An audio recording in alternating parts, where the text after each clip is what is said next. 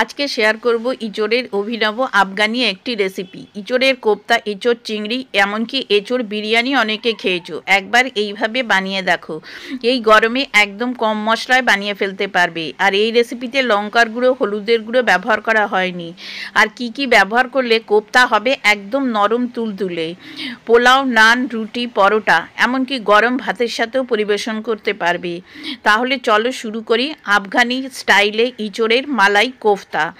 এই রেসিপিটা যদি শেষ পর্যন্ত দেখে তোমাদের ভালো লাগে তাহলে আমার চ্যানেলকে সাবস্ক্রাইব করে লাইক, কমেন্ট ও ফলো করার অনুরোধ রইল। Let's start this recipe, easy cooking with me. Afghani এঁচড় কোপ্তা বানানোর জন্য প্রথমে একটা প্যান বসিয়ে এখানে 2 চামচ সাদা তেল দিয়ে দিলাম। একটা মিডিয়াম সাইজের পেঁয়াজ একটু অল্প দিয়ে এরকম বড় বড় করে কেটে হালকা করে ভেজে নেবে। 1 চামচ কাজু আর 10-12টা রসুন দিয়েও হালকা করে ভেজে নিতে হবে। এবারে এখানে 1/2 কাপ মতো জল দিয়ে ঢাকা দিয়ে এটাকে খুব সেদ্ধ করে নিতে হবে। 2 থেকে 3 মিনিট মতো রাখবে। 2 থেকে 3 মিনিট পর ঢাকাটা তুলে দেখো এইগুলো সবগুলো কিন্তু বেশ নরম হয়ে গেছে। এবার এটাকে এক সাইডে রেখে নামিয়ে ঠান্ডা করে নিতে হবে। এবার পরের স্টেপে চলে যাচ্ছি। এখানে আমি এঁচড় নিয়েছি, এঁচড় আর 3 টুকরো আলু প্রেশার কুকারে দিয়ে 2-3টে সিটি লাগিয়ে সম্পূর্ণ জল ঝরিয়ে নিয়েছি। এবার একটা এরকম আলু ম্যাশারের সাহায্যে এটাকে এরকমভাবে ম্যাশ করে নেবে বা হাত দিয়ে ভালো করে চটকে নিতে পারো, তবে মিক্সিতে দেবে না। দেখো এরকমভাবে আমি এটাকে চটকে নিয়েছি, খুব ভালোভাবে মিশে গেছে। এবার একটা চপিং জার নিয়ে নিয়েছি। এই চপিং জারের ভেতরে প্রথমে দিয়ে দিচ্ছি একটা ছোট সাইজের পেঁয়াজ, 4টে কাঁচা লঙ্কা, 5-6টা রসুন আর একটুখানি আদা দিয়ে এটাকে একটুখানি একদম ছোট ছোট করে ক্র্যাশ করে নেব। তোমাদের যদি এটা না থাকে তোমরা ছুরি দিয়ে একদম ছোট ছোট করে কেটে নেবে, তবে খেয়াল রাখবে যেন সবজিগুলো একদম ভালোভাবে ছোট ছোট করে কাটা হয়। দেখো চপিংয়ে করলে তাড়াতাড়ি হয়ে যায় চপারে, সেই জন্য আমি এরকম চপারে করে নিয়েছি। দেখো দেখেই বুঝতে পারছো কতটা মিহি হয়ে গেছে। এবারে এটাকে এই এঁচড় মাখার মধ্যে দিয়ে দিতে হবে। দিয়ে দিচ্ছি 2 টেবিল চামচ মতো ধনেপাতা কুচি। প্রথমে দিয়ে দিচ্ছি স্বাদ অনুযায়ী লবণ, 1/2 টিস্পুন মতো লাল লঙ্কার গুঁড়ো, 1/2 টিস্পুন জিরে গুঁড়ো আর 1/2 টিস্পুন গরম মশলার গুঁড়ো। আর এখানে দিচ্ছি আমি 1.5 চামচ মতো বেসন, আর দিচ্ছি বড় চামচের 1 চামচ মতো কর্নফ্লাওয়ার। প্রথমে এইটুকু দিলাম, দিয়ে এবারে এটাকে হাত দিয়ে খুব ভালো করে মিশিয়ে নিতে হবে। এঁচড়ে যদি জলের পরিমাণটা কম থাকে বা এঁচড়টা ভালো করে চিপে নেবে তাহলে কিন্তু বাইন্ডিংয়ের জন্যে তোমার কর্নফ্লাওয়ার আর বেসন কম ব্যবহার করতে হবে। দেখো এরকমভাবে মেখে নিয়েছি। এবার হাতে একটুখানি তেল লাগিয়ে নেব, নিয়ে এখান থেকে একটুখানি নিয়ে এরকমভাবে একটু গোলাকার শেপ দিয়ে দেবে। চাইলে তোমরা একটু লম্বাটে টাইপেরও বানাতে পারো। দেখো ঠিক এইরকমভাবে গোল গোল করে সবগুলো বানিয়ে নিচ্ছি। এবার এটাকে বানিয়ে তোমরা কিছুক্ষণ ফ্রিজে রেখে দিতে পারো বা না রাখলেও কোনো ক্ষতি নেই। আমি যেহেতু ভিডিও করছি আমি কিন্তু রাখিনি, সবগুলো এইভাবেই আমি বানিয়ে নিয়েছি। আমি একটু বড় বড় সাইজের করেছি সেই জন্যে আমার একটু কম হয়েছে। তোমরা চাইলে একটু ছোট সাইজেরও কোপ্তাগুলো বানাতে পারো। দেখো ঠিক এই রকম হয়েছে। এবার পরের স্টেপে চলে যাচ্ছি। এবারে যেটা সেদ্ধ করে রেখেছিলাম পেঁয়াজ, কাজু আর তোমার রসুন, সেটাকে এরকম মিক্সিতে দিয়ে জল সমেতি দিয়ে দেবে। দিয়ে এটাকে একটা স্মুথ পেস্ট বানিয়ে নেবে। দেখো ঠিক এরকম হবে।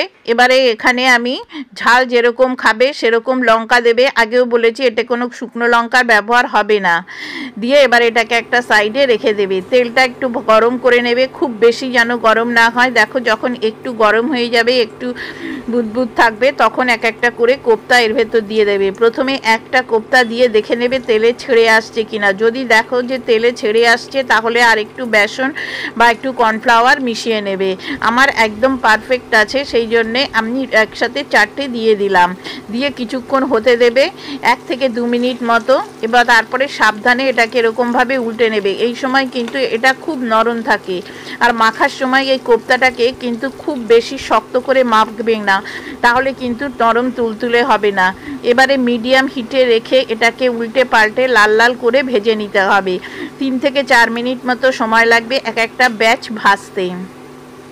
দেখো ঠিক এরকম লাল লাল করে ভেজে নিয়েছি। যখন এরকম লাল লাল করে ভাজা হয়ে যাবে তখন একটা ঝাঁঝরি দিয়ে এটাকে এরকমভাবে তুলে একটুখানি কড়াইয়ের এরকম রেখে এক্সট্রা তেলটা যখন ঝরে যাবে তখন এটাকে নামিয়ে নেবে। বাকি যে কটা ছিল সে কটাও আমি ওই একইভাবে ভেজে নিয়েছি। সবগুলো আমার ভাজা হয়ে গেছে। দেখো ঠিক এরকম লাল লাল করে ভেজে নিতে হবে। দেখতে কত সুন্দর লাগছে তাই না? এবারে এখানে যে তেলটা কোপ্তা ভেজেছিলাম সেখান থেকে 2 চামচ মতো দিয়ে দিলাম। একটা তেজপাতা, 2টো এলাচ আর কিছুটা দারচিনি দিলাম। দিয়ে 1 সেকেন্ড মতো একটু নাড়াচাড়া করে নেবে। নিয়ে যে মশলাটা তৈরি করে রেখেছিলাম সেই মশলাটা দিয়ে দেবে। মশলা যেহেতু রান্না করা আছে এটা কষতে কিন্তু বেশিক্ষণ সময় লাগবে না। যখন দেখবে যে এটা থেকে তেল ছেড়ে আসছে তখন বুঝতে হবে মশলাটা আমার হয়ে গেছে। একটু জল দিয়ে দিলাম।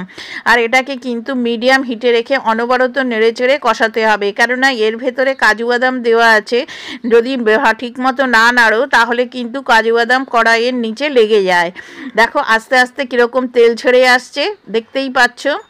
আর এইরকমভাবে মশলাটা কষিয়ে নিলে রান্নার স্বাদও কিন্তু অসাধারণ হবে। দিয়ে দিচ্ছি 1/2 টিস্পুন মতো জিরে গুঁড়ো আর 1/4 টিস্পুন মতো গরম মশলার গুঁড়ো দিয়ে এরকমভাবে ভালো করে কষিয়ে নিচ্ছি। আমি আগেই বলেছি এটায় লঙ্কার গুঁড়ো, হলুদের গুঁড়ো কিছুই কিন্তু আমি ব্যবহার করিনি। দিয়ে দিচ্ছি স্বাদ অনুযায়ী লবণ। এখন একটুখানি দিলাম, পরে যখন গ্রেভিতে ঝোল দেবো তখন দেখে লবণটা দেবো। দিয়ে এবারে এটাকে মিডিয়াম হিটে রেখে অনবরত নেড়ে চেড়ে কষিয়ে নেব। এবারে আমি এখানে 2-3 চামচ মতো জল দিয়ে মশলাটাকে একটু ঠান্ডা করে নিলাম। নিয়ে এখানে আমি 2 চামচ দই একটুখানি জল দিয়ে ভালো করে ফেটিয়ে রেখেছি সেইটা দিয়ে দেবে। দিয়ে এবার দইটাকে খুব ভালো করে মশলার সাথে মিশিয়ে নেবে। তারপরে ততক্ষণ অবধি কষাবে যতক্ষণ না দই থেকেও আবার এরকম তেল ছেড়ে আসে। তোমরা দেখে নিশ্চয়ই বুঝতে পারছো যে কতটা সুন্দরভাবে গ্রেভিটা আমার কষানো হয়েছে। চারপাশ দিয়ে দেখো যে তেলটা দিয়েছিলাম সেই তেলটা কিন্তু ভেসে উঠেছে।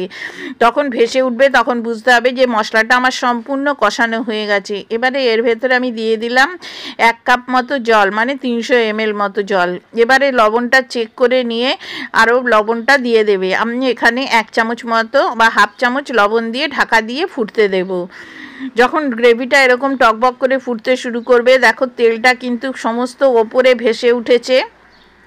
এবারে ভেজে রাখা কোপ্তাগুলো সব এর ভেতরে দিয়ে দেবে। দিয়ে এবারে এটাকে ভালো করে মিশিয়ে নিয়ে ঢাকা দিয়ে আরও 3 মিনিট মতো হতে দেবে। 3 মিনিট পর ঢাকাটা তুলবে। দেখো কোপ্তাগুলো ফুলে কত বড় হয়ে গেছে আর চারপাশ দিয়ে কত সুন্দর তেল ছেড়ে এসছে। এই গরমে এরকম হালকা পাতলা এঁচোড়ে এই রেসিপিটা একবার ট্রাই করে দেখতে পারো। আমি এখানে 3টে কাঁচা লঙ্কা দিয়ে দিলাম আর 1/2 টিস্পুন মতো কস্তুরি মেথি ভেজে রেখেছিলাম সেখান থেকে 1/2 চামচ দিয়ে দিলাম। দিয়ে ভালো করে মিশিয়ে নিচ্ছি।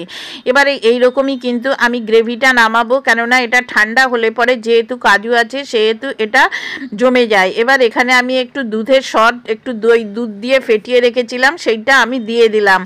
তোমরা চাইলে এখানে ফ্রেশ ক্রিমও ব্যবহার করতে পারো।